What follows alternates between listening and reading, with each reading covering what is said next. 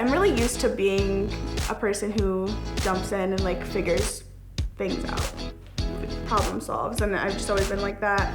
Even like working in restaurants, I find that I like having to adapt to situations very quickly. I don't know, I just like the rush.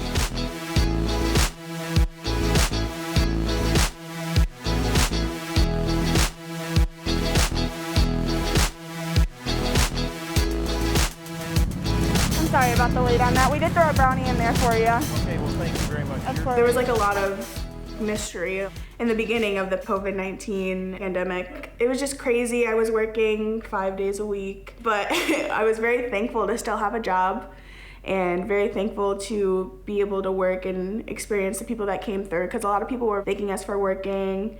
And it was really nice to know that people still acknowledged that we were like on the front lines and like putting ourselves in danger by having a job and providing them service. That's probably why I still am like pretty motivated to go into the health field. I'd rather be able to help rather than just sit back and like be scared, I guess. I don't know.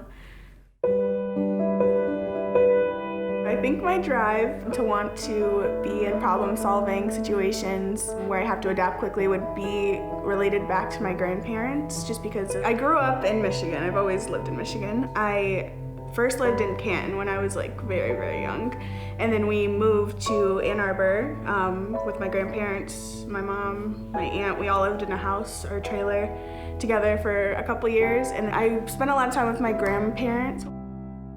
Towards the end of their lives, I kind of started taking care of them, which veered me now into wanting to go into nursing. My grandma got pneumonia a lot, and the first time she got it, she was like super drowsy, and she also had diabetes.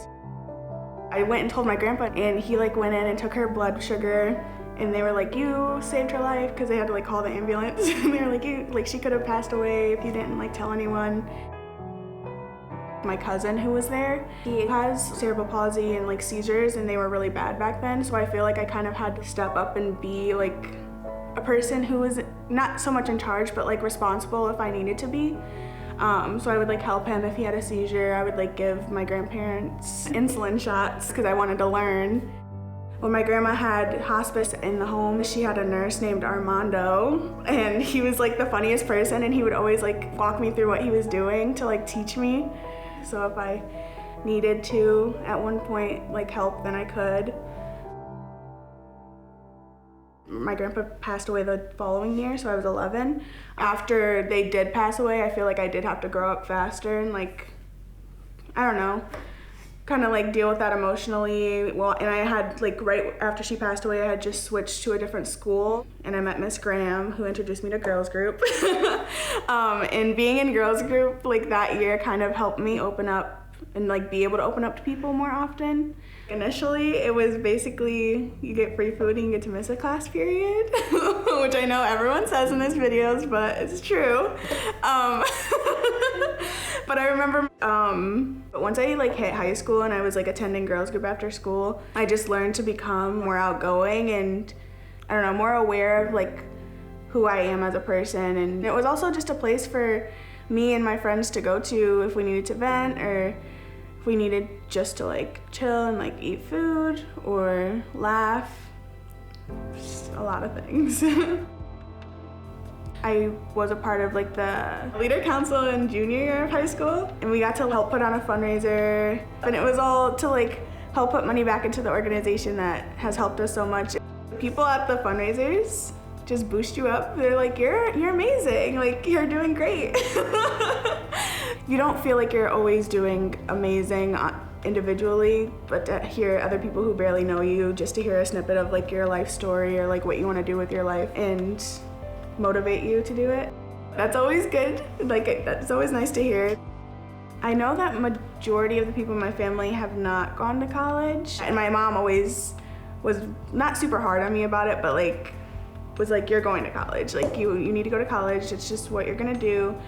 I want to make sure I have money to be able to live comfortably and not struggle like how she has explained to me how she struggled. She's a very strong, independent woman, and I'm proud to call her my mom. She's raised me very nicely, I would say. I have a pretty big heart, very caring. I'm still like trying to figure myself out, but I kind of have like these stepping stones in my head of where I want to go and how I want to get there.